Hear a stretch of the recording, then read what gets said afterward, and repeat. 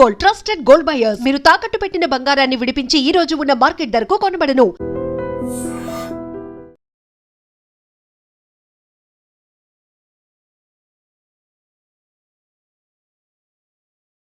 అరగంటలో 6గురిని చంపడం, అది కూడా పిల్లల్ని కూడా చూడకుండా చంపడం అనేది దారుణం.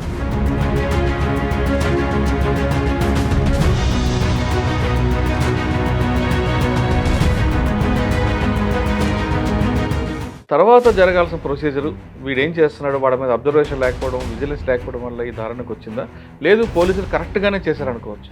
మీకున్న అంచనా ప్రకారం, మీకున్న ఎక్స్పీరియన్స్ ప్రకారం. ఇప్పుడు అమ్మాయి డైరెక్ట్ ఎగ్జామ్ రాసి వస్తుంటే చేయబట్టి పొందిండు వాళ్ళ మదర్ ముందర సమక్షంలో. దాని తర్వాత వాడి యాటిట్యూడ్ అంతా చేంజ్ అయింది. మళ్ళీ ఎట్టిపల్లి ఈ అమ్మాయిని చేయాలనే కాన్సెప్ట్తోనే వాడు మూమెంట్ ఇస్తాడు. నోటీస్ ఇచ్చిన తర్వాత ఆ క్రిమినల్ బ్యాక్గ్రౌండ్ చూసి పంపిస్తారా, లేదు ఆ క్రిమినల్ బ్యాక్గ్రౌండ్ ఉంది కాబట్టి, హిస్టరీ వేరే బ్యాక్గ్రౌండ్ ఉంది కాబట్టి వీళ్ళు రెగ్యులర్గా అబ్జర్వేషన్ పెడతారు? నోటీస్ ఇచ్చి వదిలిపెట్టాలని లేదు. వాళ్ళకి ఎర్లీగర్ హిస్టరీ రాసి పోలీసు వాళ్ళ బిహేవియర్ని బట్టి రిమైండ్ చేయాలి. ప్రొసీజర్ కదా అని వదిలిపెట్టింది. అట్టేటప్పుడు వాళ్ళు లీనియంట్ తీసుకున్నారని వాళ్ళ వాళ్ళ వాళ్ళ వాళ్ళ అమ్మాయి వాళ్ళ బంధువులు ఆరోపణలు. ఇమీడియట్గా యాక్షన్ లేకుండా దాదాపు 2 నెలలు గ్యాప్ ఇచ్చాడు. ఆ గ్యాప్ ఇవ్వడానికి కారణం ఏంటి? ఆ గ్యాప్లో ఏమైనా ప్లాన్ చేసుకున్నప్పుడు వాళ్ళ మీద అబ్జర్వేషన్ ఉంటే జరిగేది కాదు కదా. అడ్మిన్ అబ్జర్వేషన్ పెడితే జరగదు. అబ్జర్వేషన్ లేదు. వాడు స్కూల్ కాడ వచ్చి చేయబట్టుకుంటే serious. Welcome to I dream.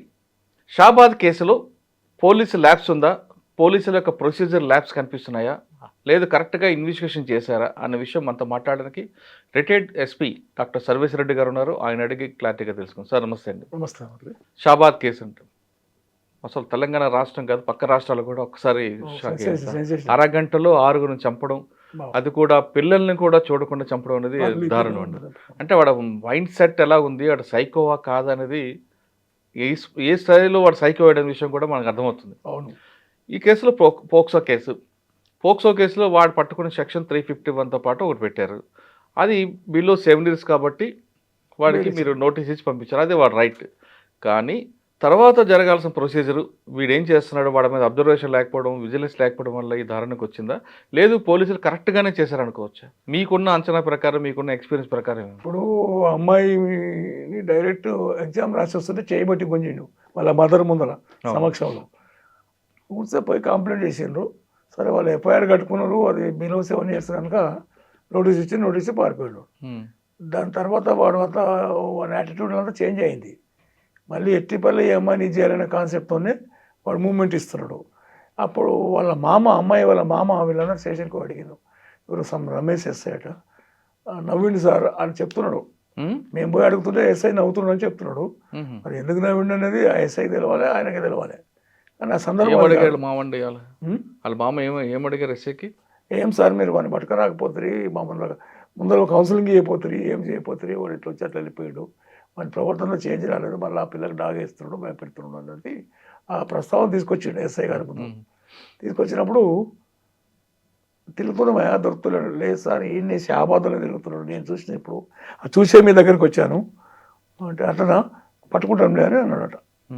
అంతే. అప్పుడు ఇవాళ వాళ్ళ అక్యూజేషన్ మొత్తం పోలీస్ మీద పెట్టిండు. ఆ ఎస్ఐ గారు వాళ్ళు పట్టుకొని కొంచెం కౌన్సిలింగ్ ఇచ్చిన ఇది జరగబోయేది కాదని.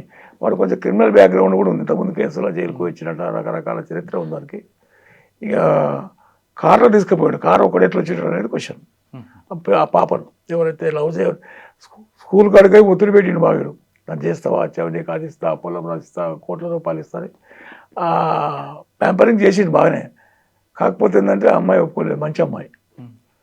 ఒక్కొక్క వీడు గ్రడ్జ్ ఫామ్ చేసుకున్నాడు. ఎట్టి పట్లది ఈ అమ్మాయిని ఎట్లానే చేయాలనేది గ్రడ్జ్ ఫామ్ చేసుకొని వాడు ఈ అమ్మాయి కొత్త కాదు, చాలామంది చేసినాడు. ఉమెనైజర్ అంటాడు, బాగా పెద్ద ఉమెనైజరు, ఊళ్ళో పాటు కూడా బ్యాడ్ నేమ్ ఉంది.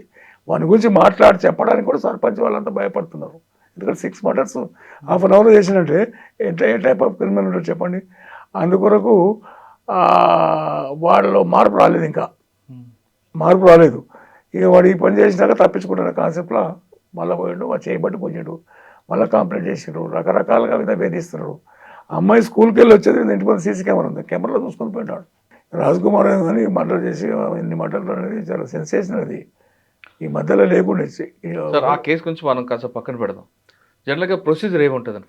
పోక్సో కేసులో ఇంటర్ కోర్స్ జరిగితే వేరేగా ఉంటుంది, నాన్ అవైలబుల్, అది అవును బిలో 7 years కాదు కాబట్టి కోర్టు జైలుకి పంపిస్తారు. అవును. ఇది చేయి పట్టుకున్నాడు కాబట్టి 351 అది. అదే ఓకే, అంటే ఒకప్పుడు ఈవ్ టీచింగ్ కింద వస్తుంది, అంతే.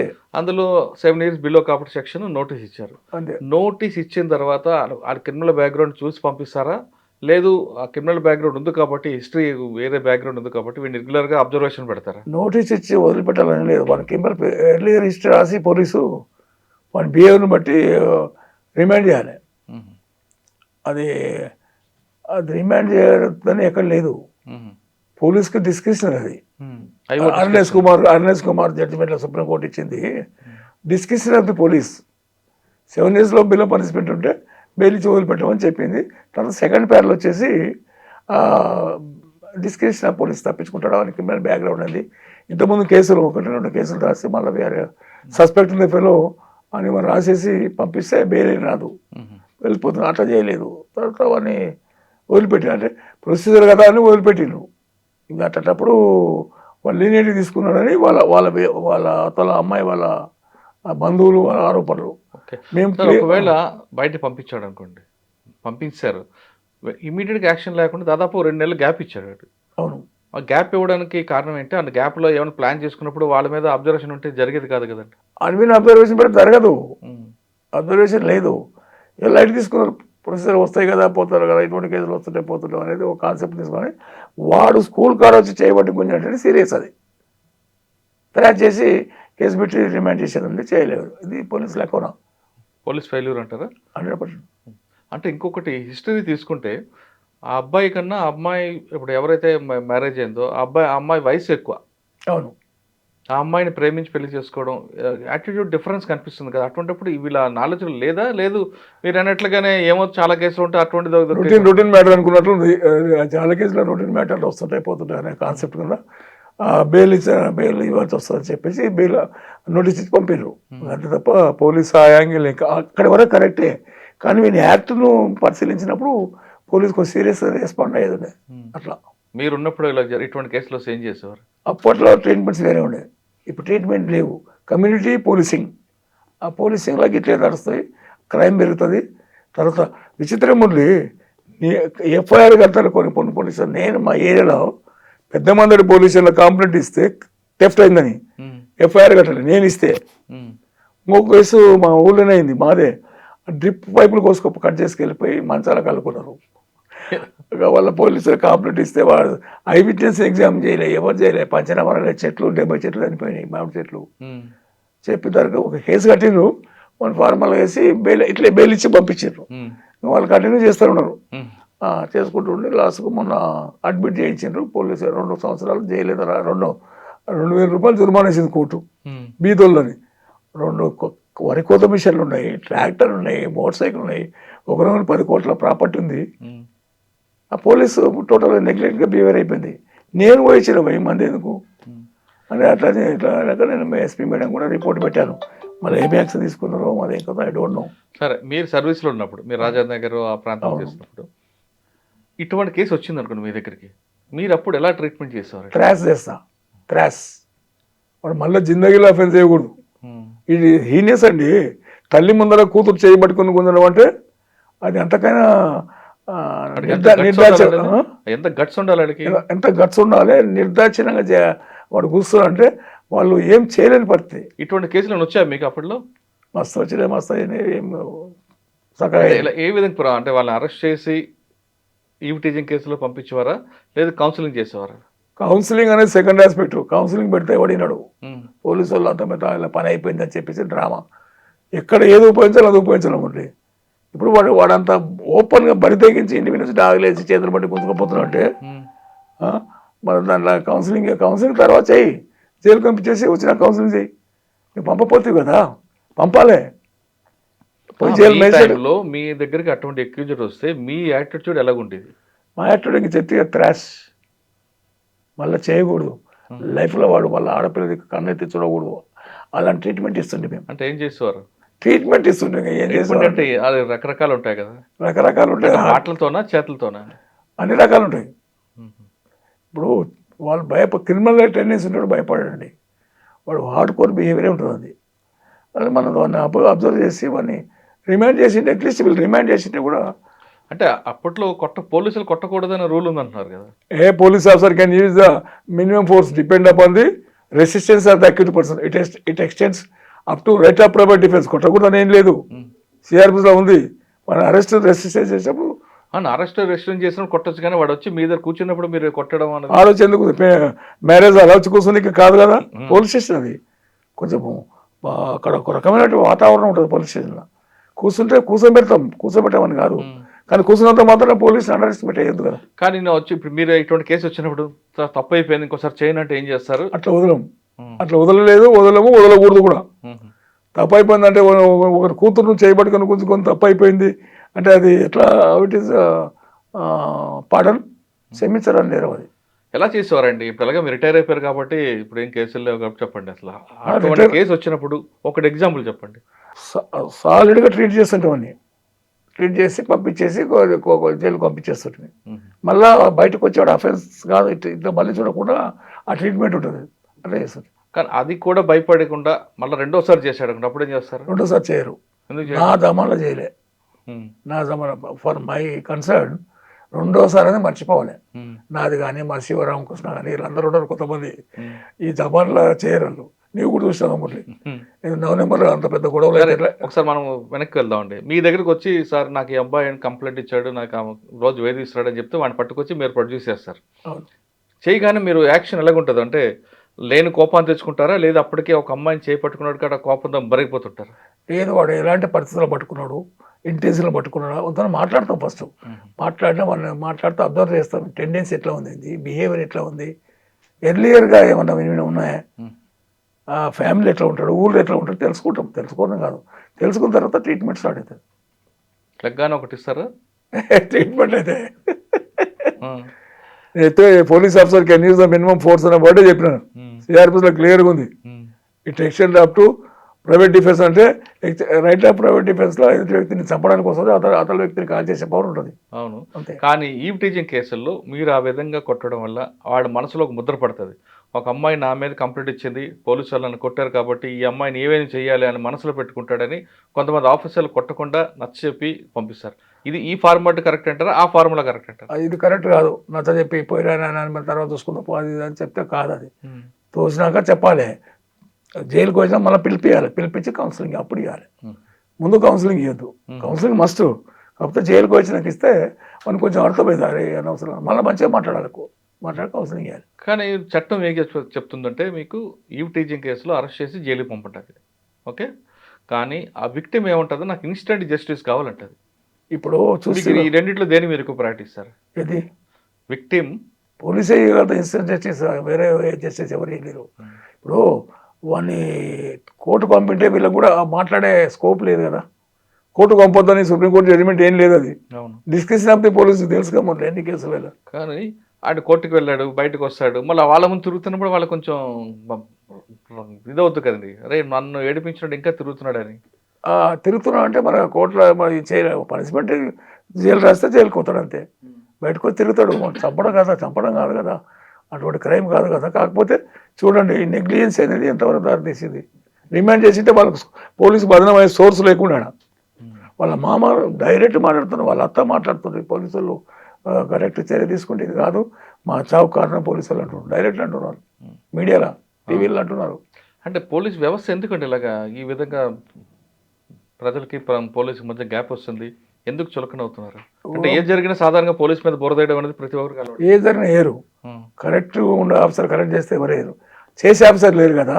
ఇప్పుడు మహా దుర్మార్గుడు కానివ్వండి ఫ్రెండ్లీ పోలీసింగ్, కమ్యూనిటీ పోలీసింగ్ అనే ఒక కాన్సెప్ట్ తీసుకొచ్చి పెట్టి సర్వనాశనం చేసిపోయిన పోలీసు వ్యవస్థ. అందరూ అట్లా లేరు. ఆయన కథలు వేరే, ఈయన కథలు వేరే. అట్లా పోలీసింగ్ ఫ్రెండ్లీ పోలీసింగ్ ఉండాలి. ఎవరితో ఉండాలి? ఫ్రెండ్స్తో ఉండాలి. క్రిమినల్స్తో ఫ్రెండ్లీ కాదు కదా. అది విక్టిమ్తో ఉండాలి, పబ్లిక్తో ఉండాలి. వాళ్ళ కాన్ఫిడెన్స్ బిల్డప్ చేయాలి విక్టిమ్తో. అది ఆయన చెప్పింది కూడా అదే కదండి, అక్యూజ్డ్ పట్ల కాదు కంప్లైంట్ పట్ల మీరు ఫ్రెండ్లీగా ఉండాలని. కానీ మీ వాళ్ళు అర్థం చేసుకోవడం ఆయన చెప్పి నేను కూడా ఉండగా అప్పుడు ఆ. నేను పల్లకి పోసింది నేనే కదా నేనేం అర్థం చేసుకోవాలి అట్లా చేసే పని బరాబర్ చేస్తుంటే కంట్రోల్ చేస్తాను. నీకు తెలుసుగా మురళి, ఎక్కడ నేను పనిచేసే టోటల్ కంట్రోల్ ఉంటుంది అలా అంటాడు. ప్రసక్తే లేదు, క్రైమే జరగని నేను. అది దొంగలు కూడా ఒకసారి పట్టుకుంటే ఆడ సార్ నేను ఐరే పోయి అఫెన్స్ చేయనని చెప్పిన సందర్భాలు ఎన్నో ఉన్నాయి.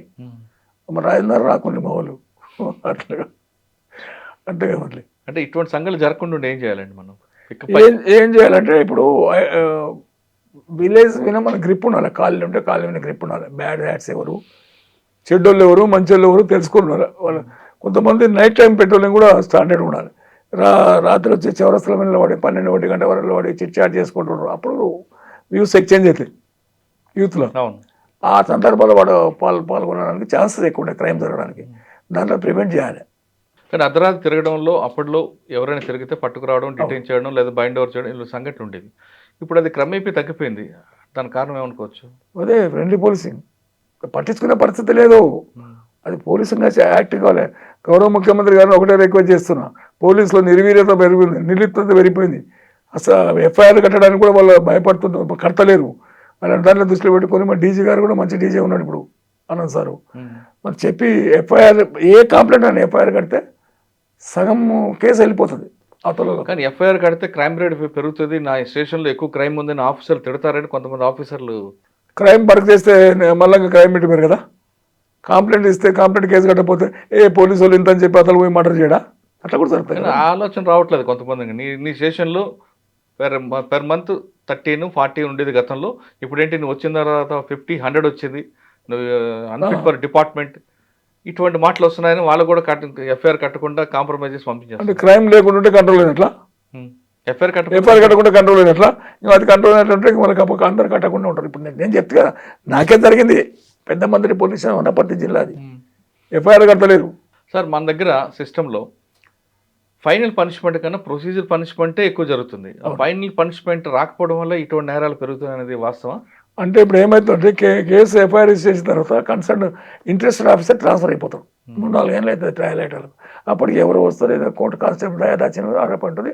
అంటిల్నెస్ విట్నెస్ అతల పార్టీ స్ట్రాంగ్ ఉండి సాక్ష్యం చెప్తే కన్విక్షన్ లేకుండా కాదు. కానీ ఇటీవల కాలం చూస్తుంటే ఏసీబీ కేసుల్లో పోలీసులు ఎక్కువ పడుతున్నారు.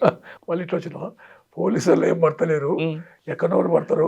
ఎందుకంటే నా కేసే ఉంది కాబట్టి నేను వస్తా ఈసారి నోట్ ఫైల్ కాపీ తీసుకొని వస్తా. How ACB booked A false case against me, below 20% క్లియర్గా ఉంది. సీఎం క్లోజ్ కానీ నా ఫైల్ పోతే దాన్ని ఎత్తుకొచ్చి మా సెక్రటరీలో పెట్టుకొని నేను రిటైర్డ్ అయినాక 19 సెక్షన్ 19 కింద శాంక్షన్ అవసరం లేదని చెప్పి చార్జెట్ వేసారు. How it is correct? Charge sheet వేసేయడం కాదు అంత, కానీ ఈలోకి జరగాల్సిన నష్టం పోయింది. ఫేక్ కేసు నేను ప్రూవ్ చేస్తున్నా కదా. కాదు, మీకు జరగాల్సిన నష్టం జరిగిపోయింది కదా. అర్థం చేసిండ్రు. నా ఐపీఎస్ రాకుండా పోయింది, నా ప్రమోషన్ రాకుండా పోయింది, రకరకాలు. నేను డిఏ వెంకటేశ్వరరావుతో పాటు నేను కూడా డిఏ రిటైర్డ్ అవుతుంది, కానీ లేకుండా చేసిండు కదా. మరి ఏడుంది మన టోటల్ తాత ముత్తాతలు అన్ని చుట్టాలే బంధువులు కలిపి 3 crores. కానీ 3 కోట్లు మీరు అంటున్నారు. కానీ ఇటీవల దొరికిన ఒక డిఎస్పీ ఆఫీసర్ 200 కోట్ల ప్రాపర్టీ ఉంది. ఆ కేసు నిలబడుతుందా లేదు మీలాగానే ప్రొసీజర్ పనిష్మెంట్? ఆయనకి నాది ప్రొసీజర్ పనిష్మెంట్ కాదు. ప్రొసీజర్ పనిష్మెంట్ అంటే మీకు డిఏ కేసుల్లో ఫైనల్ రాలేదు ఇంకా, ఫేక్. వినండి. కానీ మీకు జరగాల్సిన ప్రొసీజర్ పని జరిగింది. మీ అరెస్ట్, జైలుకి వెళ్ళడం, డిమార్షన్ చేయడం, మీ ఫ్యామిలీ అంతా పని తిరగడం, అంత స్ట్రగుల్ ఫేస్ చేశారు. చాలా ఫేస్ చేశారు. అదే ఇప్పుడున్న ఆఫీసర్ కూడా జరుగుతుందా? లేదు ఖచ్చితంగా డిఏ కేసులో కన్విక్షన్ వస్తుంది అంటారా? డిపెండ్ అయిపోయింది ఆఫీసరు, డిపెండ్ అయిపోతుంది బ్యాక్గ్రౌండ్. చాలా మంది కేసులు క్లోజ్ అవుతున్నాయి. మరి ఎట్లయితున్నాయి అంటే అది మీకే తెలియాలి. కానీ ఒక డిఎస్పీ ఆఫీసర్ ఇన్ని కోట్లు సంపాదించి ఎలా వద్దండి? బినామీ వాళ్ళు ఉంటారు కదా మురళి, ఆయన ఏముంటుంది చెప్పు. వాళ్ళని ఎంకరేజ్ చేస్తారు కొంతమంది నీకు తెలుసు. వాళ్ళు కూడా మనం ఏమో మాట్లాడలేం. కానీ మహానుభావులు, సౌందర్య ల్యాండ్, అవన్నీ రకరకాలు ఉన్నాయి కదా. అట్లాంటి మహానుభావులు ఉన్నారు. వాళ్ళు ఎంకరేజ్ చేస్తే భీమిరెడ్డికి నెత్తిన పడ్డది. లేకుంటే భీమిరెడ్డి అన్నిట్లో సంపాదిస్తారు మురళి. Highly impossible. 200-300 కోట్లు అంటారు, అది అంటారు. కానీ మరి మార్కెట్ వాల్యూ 200 కోట్లు అంటున్నారండి. మార్కెట్ వాల్యూ ఇంకెక్కువ చెప్తున్నారు. ప్రజెంట్ మార్కెట్ వాల్యూ అని 1000 కోట్లు పోయారు. మరి ఎంతవరకు కరెక్ట్? సాధారణంగా ఒక డిఎస్పీ స్థాయి అధికారి, పోలీస్ ఆఫీసర్ కానీ ఏ విధంగా డబ్బులు వస్తుంటాయి? అంత ఏముండదు. డిఎస్పీకి ఏముంటుంది మురళి, ఎస్ఐసిఐ ఇన్వెస్టిగేట్ చేస్తారు. డిఎస్పీ ఓన్లీ సూపర్వైజర్ అథారిటీ, ఆయనకి ఎవరు ఇస్తారు? ఎవరు? సార్ ఎస్ఐసిఐగా ఉన్నప్పుడు కానీ డబ్బులు ఎలా వస్తాయి? డబ్బులు ఎలా వస్తాయి? నడుచుకుంటూ వస్తాయి. ఏముంటుంది డబ్బులు? ఏం రాదండి. డబ్బులు ఎందుకు వస్తాయి మురళి? ఎవరో తీసుకోవాలనుకున్నా తీసుకుంటారు, లేదంటే లేకుండా ఏం తీసుకోకుండా పరిపాలన చేసేది ఏమన్నా సంఘనాకేనా నన్ను? ఎట్లా చేస్తారు? ఏసీబీ అనేది మాత్రం ఇది సుప్రీం ఏసీబీ. ఏసీబీ వాళ్ళకి ఇన్వెస్టిగేషన్ పవర్ లేదు. ఓకే. ఏసీబీకి లేదు, ఇన్వెస్టిగేషన్ పవర్ లేదు. ఎందుకు చెప్తున్నారంటే మురళి జియో బేస్డ్ ఆర్గనైజేషన్ అది 1880 జియో ప్రకారం అది కూడా హైకోర్టులో వేసిన. నెక్స్ట్ వీక్లో వస్తుంది. జియోని సస్పెండ్ చేసి లోకాయుక్తకి ఇస్తే ఏసీబీ ఆఫీస్ క్లోజ్ అవుతుంది. ప్రతిదీ ఫేకే. సికింద్రాబాద్ కోర్టుకు ఏసీబీకి ఏం సంబంధం ఉంది? ఆడ ఛార్జ్ షీట్ వేస్తారు. స్పెషల్ కోర్టు కాదు కదా. అవును, అంటే స్ప్లిట్ చేస్తారా? ఛార్జ్ షీట్ ఒకటే కేసులో 3 రిమాండ్ చేసినది. డిఏ కేసు కట్టి దాంట్లో ఉన్న ఆస్తులను ఓదని బట్టి 3 రిమాండ్ చేసి బయటకు బెయిల్ వస్తే కష్టం ఇంకా రానివ్వకూడదని ప్లాన్ చేసి ఆడికి తీసి బయట పడేసారు. ఇప్పుడు సికింద్రాబాద్ కోర్టుకి తర్వాత ఇంకో కేసు అది పడేస్తారు. క్వాష్ కేస్తేనేమో ఈడ సుప్రీంకోర్టుకు రాంగ్ పంపించి మళ్ళీ ట్రయల్ అని రాసిండ్రు. మళ్ళీ చేంజ్ ఆఫ్ సర్కమ్స్టెన్సెస్ మళ్ళీ క్వాష్ కేస్తున్నాం. కేసు ఏమి కాలే. నోటిఫైల్ పంపమంటే హోమ్ డిపార్ట్మెంట్ నోటిఫైల్ పంపలేరు కోర్టుకు. ఏం చేయాలి చెప్పు? నాతో ఉంది ఆల్రెడీ నాతో ఉంది. నేను ఛాలెంజ్ చేస్తా. ఏసీబీ అనేది ఫాల్స్ కేసు ఫైల్ చేసింది నా అగెనిస్ట్గా. అంటే ఏసీబీ కేవలం డిఏ కేసులో ఫాల్స్ అంటారా? ట్రాప్ కేసు కూడా ఫాల్స్ ఉంటాయండి? అవి మోటివేటెడ్ కొన్ని ఉంటాయి, చెప్పలేము ట్రాప్ కేసులు. కానీ డిఏ కేసు నాదైతే టోటల్ ఫాల్స్. మిగతాలో నేను చెప్పలేను, ఎందుకంటే నేను బాధితుని కనుక నేను చెప్పగలుగుతున్నా. ఏం లేదంటే మీ కేసులో తీసుకుంటే మిమ్మల్ని తీసుకొచ్చారు, అరెస్ట్ చేశారు, అసలు బయటికి రాకుండా వెంటనే లోన్ పెట్టారు, ఒక కేసు మీద ఒక కేసు పెట్టి 3 కేసులు జైల్లో పెట్టి వరకు చాలా మంది ఆనందపడ్డారు. కానీ ఇప్పుడు వచ్చిన ఒక డిఎస్పీకి అరెస్ట్ చేయకుండా హెల్త్ బాగాలేదని పంపించారు. కరెక్ట్ చేయొచ్చు? అలాగా ప్రొసీజర్ చేయొద్దు. ఎందుకంటే దాంట్లో 7 నుండి 10 years వరకు పనిష్మెంట్ ఉంది. నోటీస్ ఇచ్చే స్కోప్ కూడా లేదు. ఇది హెల్త్ బాగాలేదు, హార్ట్ ప్రాబ్లం ఉంది, చచ్చిపోతే ఎట్లా అన్నట్టు. హార్ట్ ప్రాబ్లం జడ్జి గారి ముందు ప్రొడ్యూస్ చేసి హాస్పిటల్ తీసుకెళ్ళచ్చు కదా. అనేది ఒకవేళ మీరు అన్నట్లుగా హెల్త్ ప్రాబ్లం ఉంటే జడ్జి గారి ముందు ప్రొడ్యూస్ చేసి హాస్పిటల్ తీసుకెళ్ళచ్చు కదా. అంటే అంతేగాని ఇంట్లోనే ఉంచమని హాస్పిటల్ జడ్జి ముందు ప్రొడ్యూస్ చేసి హాస్పిటల్ రాపించి హాస్పిటల్ ట్రీట్మెంట్ ఇప్పించాలి. ఎస్కాట్ పెట్టి ట్రీట్మెంట్ అయిపోయిన తర్వాత తీసుకుపోవాలి. చెరపల్లి తీసుకుపోవాలి. చేయలేదు. అందుకొరకు కదా చాలా క్రిటిసిజం వచ్చింది ఏసీబీన.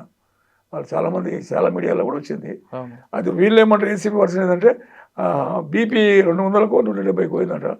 ఏసీబీ కేసు అయితే బీపీ వేరకుండా బీపీ తక్కువ ఉంటుంది. ఎవరికైనా నాకు వెళ్ళలేదు, నాకు 250 వచ్చింది. అప్పుడు నన్ను ఎవరు పట్టించుకోలే. ఏసీబీలు వచ్చారనగా ఇన్కమ్ ట్యాక్స్ వచ్చిన బీపీ వస్తుంది, ఆటోమేటిక్ వస్తుంది. ఇంకొకటి చెప్తున్నా, ఏసీబీకి బినామీ యాక్ట్ ఇన్వెస్టిగేషన్ పవర్ లేదు. Benami act separate. Income tax ACB కానీ డీసీబీ కానీ ఇన్వెస్ట్ చేయాలి. ACB doesn't have any power to investigate the benami act. ప్రాపర్టీలు అటాచ్ చేస్తారు 3 and 4 అని. Indian ordinance sector 1947 before the. More than 2 years ordinance is invalid. ఎవరు పట్టించుకో ACB కేసులో పట్టే వాళ్ళకి పరిశాన్ అయిపోయి ఆరోగ్యాలు ఖరాబ్ అయ్యి కుటుంబ వ్యవస్థ బంధువులు దూరమై ఎవరి ఇప్పుడు నాలంటే మొండి వాడికి అయితే మాట్లాడతాడు, ఎవడు మాట్లాడలేడు. ఇప్పుడు ఇందులో ప్రాపర్టీ సీజ్ చేస్తారు కదా, ఆ సీజ్ చేసినప్పుడు ఆ ప్రాపర్టీ గవర్నమెంట్కి వెళ్తుంది. కోర్టు నుంచి క్లియరెన్స్ వచ్చే వరకు ఆ ప్రాపర్టీలో రెంట్ కానీ అవన్నీ తీసుకోవచ్చా? లేదా తీసుకోవచ్చు. రెంట్ తీసుకోవచ్చు, అని తీసుకోవచ్చు. గవర్నమెంట్కి ఏమైనా గవర్నమెంట్ హోమ్ డిపార్ట్మెంట్ జీవో తీసుకొచ్చి కోర్టులో వేసి కోర్టు ద్వారా అటాచ్ చేస్తారు. అట్లా వాడు ఏసీబీలు సొంతంగా అటాచ్ చేయడానికి లేదు. హోమ్ డిపార్ట్మెంట్ మా దాంట్లో బ్యాంకు దాంట్లో ఎట్లయింది, మహేష్ గవర్నమెంట్ బ్యాంకులో చిన్న లెటర్ ఇచ్చిన ఆయన, అయ్యో లెటర్ ఇచ్చి ఫ్రీజ్ ద ప్రాపర్టీ అంటాడు. అది doesn't have any right to అటాచ్మెంట్ అనేది through court. Bankers book evidence act ప్రకారం కన్సర్న్ దానికి వెళ్ళి పర్మిషన్ తీసుకోవాలి. వాళ్ళు ఏసీబీలు చేసినా కూడా గవర్నమెంట్కి వెళ్ళి జీవో తీసుకొచ్చి జీవోని కోర్టులో ప్రొడ్యూస్ చేసి కోర్టు ద్వారా ఆర్డర్ తీసుకుంటే అటాచ్మెంట్. అది అటాచ్మెంట్ ఓకే. కానీ ప్రాపర్టీ సీజ్ చేసిన తర్వాత అది అనాథరైజ్ కన్స్ట్రక్షన్స్ అని వేరే వాళ్ళని తీసుకొచ్చి డిమాలిషన్ చేసే అధికారం కూడా ఉందా? లేదు, నా దాంట్లో అటే చేసారు కదా. మామ ఇల్లు గొలగొట్టి కదా, గొలగొట్టి డిమాలిషన్ లేదు, మున్సిపాలిటీ తీసుకొచ్చి కొట్టిండ్రు. చీప్లెస్ అది మున్సిపాలిటీ పని కదండి, ఏసీబీకి సబ్జెక్ట్ లేదు. ఏసీబీకి ఏం పని అండి? అదే తిక్క చేసి అన్ని చేసి వాడిని బెదిరించి ఎవరినో నిన్ను రైడ్ చేస్తే సంబంధం నిన్ను రైడ్ చేసి అది బినామీ అని రాస్తారు. బినామీ అనేది ఏంది? వాట్ ఈస్ ద బినామీ? వానికి ఏం చిన్నగా పైసలు సోర్స్ లేనివాడు బిచ్చగాడైతే ఎవడన్నా ఉంటే బిచ్చగాడు వాడు కూడా యూజ్ చేయదు. ఆ సోర్స్ లేని వ్యక్తి ఉంటే నువ్వు పట్టుకొని బినామీ అంటే there is some meaning. NRIs benami ఎట్లయితే నాకు మామర్దులు మామయ్యలు హిస్టారికల్ ఫ్యామిలీ, అది landlord family benami letter. Loan తీసుకొని ఇల్లు కట్టుకుంటే కూడా వాళ్ళు వీళ్ళ కథ అట్లా ఉంది ఏసీబీలో. ACB is not function correct కాదు. అది సరే, వాట్ ఎవర్ ఇట్ ఈస్ ఏమన్నా చేయండి, కానీ కరెక్ట్ చేయండి. అంటే ఒకరికొక న్యాయం ఉండకూడదు కదా రూల్ ఆఫ్ లా ఉండాలి. ఆర్టికల్ 14 and 15 అదే చెప్తుంది. రూల్ ఆఫ్ లా ఉండాలి. పుల్లయ్య కోటి, ఎల్లయ్య కోటి, రంగయ్య కోటి, రామరెడ్డి కోటి ఉండకూడదు. అట్లా సరే ఏసీబీ కేసు పక్కన పెడదాం, మళ్ళీ షాబాద్ కేసుకు వద్దాం. మొత్తం నా దానికి వచ్చినాం. షాబాద్ కేసుకు వద్దాం. ఇటువంటి సంఘటనలు ఎక్కడ జరగకూడదండి. జరగకుండా ఉండాలంటే మన సిస్టమ్ ఎంత స్ట్రాంగ్ ఉండాలంటారు? పోలీసు వ్యవస్థ క్రిమినల్స్ ఏడలో కర్కశంగానే ఉండాలి. అంటే కేవలం పోలీసులు కాకుండా ఆయన ఫ్యామిలీ మెంబర్స్ కూడా రెస్పాన్సిబిలిటీ ఉంది కదా. ఎట్లుంటుంది? ఎందుకంటే వాడు యాటిట్యూడ్ భార్య ఫోన్ చేసి చెప్తాను అందరికి ఏంటలేరట. వీడు వినడు. వాడు రాజ్ కుమార్ గారి భార్య పాపం మంచిగా ఇంటికన్నా కొంచెం ఏజ్ పెద్దది. ఆ దాన్ని ఎట్లా చేసుకున్నాడు ఎట్టబడి చేసుకొచ్చుకుని ఆమె చెప్తుంది, ఫోన్ చేసి చెప్పింది, చుట్టాల అమ్మ వాళ్ళ రిలేటివ్స్ వచ్చిన భార్య తరఫులు వీడిని చంపేయండి అని చెప్తున్నారు. సరే సిస్టమ్ ఏం చేయాలంట? పోలీస్ వ్యవస్థ ఏం చేయాలి? పోలీస్ వ్యవస్థ ఈ విలేజ్ వైజ్ విలేజ్ సీట్స్ ఉంటాయి. ఇటువంటి సీట్ ఓపెన్ చేసి షాడోలో పెట్టాలని, ఇటువంటి టైప్ ఉన్న వాళ్ళను సీట్లు ఓపెన్ చేయాలి. షాడోలో పెట్టేస్తే ఆటోమేటిక్గా తెలిసిపోతుంది. ఇప్పుడు దొంగతనం కేసులో పెడుతున్నారు తప్ప టీజింగ్ కేసులో, ఫోక్సో కేసులో సీట్లు ఓపెన్ చేయాలండి. సీట్ ఓపెన్ చేసి పెట్టాలి. అవేమో రైడ్లో ఓపెన్ చేస్తాం, మళ్ళీ వీళ్ళకి ఏం ఓపెన్ చేస్తావు? ఏం లేదు, ఓపెన్ చేయకపోతే ఇట్లా ఓపెన్ చేస్తారు. ఇది చేసింది ఇప్పుడు అట్లా. ఈవ్ టీచింగ్ కదా అని చిన్నగా చూడొద్దు. వాళ్ళకి బెయిల్ ఇచ్చినా వాళ్ళ మీద షీట్ ఓపెన్ చేయాలంటున్నారు సర్వేశ్వరరెడ్డి గారు. ఏ విధంగా దొంగల్ని హ్యాబిచువల్ అఫెండర్ మనం అబ్జర్వ్ చేస్తానో అదే విధంగా ఈవ్ టీచింగ్ కేసులో కూడా వాళ్ళ మీద ఉండాలి. లేకపోతే వాళ్ళు అదో మనసులో పెట్టుకుని ఆ అమ్మాయిని ఏ విధంగా అక్కడి నుంచి ఎలిమినేట్ చేయాలనే ఆలోచనలు ఉంటారు. కాబట్టి వాళ్ళ మీద ఖచ్చితంగా షీట్ ఉండాలి. వాళ్ళ మీద విజిలెన్స్ ఉంటే ఇటువంటి సంఘటనలు జరగకుండా ఉంటాయన్నది సర్వేశ్వరరెడ్డి గారు చెప్తున్నారు. కేవలం పోలీస్ వ్యవస్థే కాదు, మనసు వాళ్ళు కూడా కుటుంబ సభ్యుల్లో అటువంటి యాటిట్యూడ్, అటువంటి పద్ధతి ఉన్న వాళ్ళని అబ్జర్వ్ చేయాలి. వాళ్ళలో పరివర్తన కానీ రాకపోతే ఒక సైకాలజిస్ట్ తీసుకెళ్ళి కౌన్సిలింగ్ చేయించాలి తప్ప, లేదు వాళ్ళలో మార్పు వస్తుంది, వాళ్ళే ఏం తెలుసుకుంటారని విడిచిపెడితే ఇటువంటి సంఘటనలు ఖచ్చితంగా జరుగుతాయనేది షాబాద్ సంఘటన మనకు రుచి అవుతుంది. షాబాద్ విషయంలో సర్వేశ్వరరెడ్డి గారు ఒపీనియన్ తెలుసుకున్నాం. మరో విషయంలో మళ్ళీ కలుద్దాం. అంతవరకు నమస్తే. థ్యాంక్ యూ అండి. Thank you very much.